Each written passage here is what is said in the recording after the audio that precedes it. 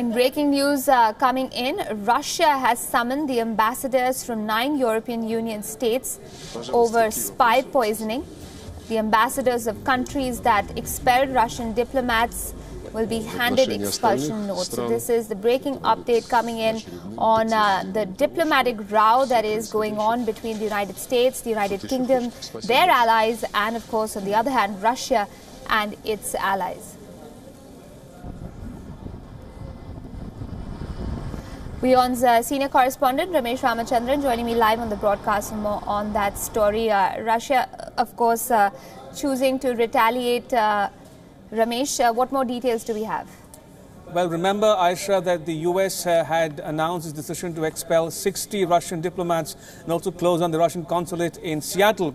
And we saw Russia retaliate by closing down the American consulate in St. Petersburg and expelling 60 American diplomats.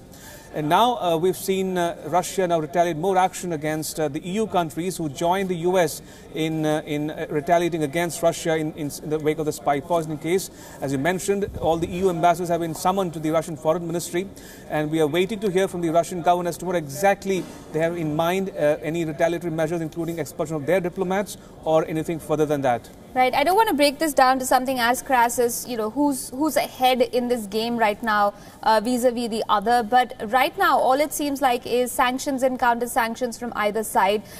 Where does this end, if at all it does? Well, Aisha, it's a million-dollar question as to where this story might be headed in the days, weeks and months to come. But if the past is any indicator, one can expect things to come to a boil and then, the thought set in going forward. But as things stand today, Russia will retaliate and retaliate in kind, possibly, against all the countries, including the EU and NATO countries who joined the US and the UK in taking action against Russia. And we are standing by to hear the details from the Russian government spokesperson there. Right. Ramesh, also, if I can ask you, does this also open up, an interesting area of global policy and diplomatic overtures, considering that, we've seen the West speak up. The West has sort of rallied around the United Kingdom. A number of countries have taken retaliatory measures, even though they aren't directly involved in what's happened. But Asia, on the other hand, has remained conspicuously quiet, barring perhaps India, that's made its stated position very clear as far as its foreign policy objectives goes. But is this interesting when we look at the larger picture of global politics and diplomacy? Well, two things, Aisha. One, India is not a party to the ongoing conflict, as it were, between Russia on the one hand and the UK, the US and its allies on the other hand. India is not a party at all in the negotiations or the recrimination that's happening between the two sides.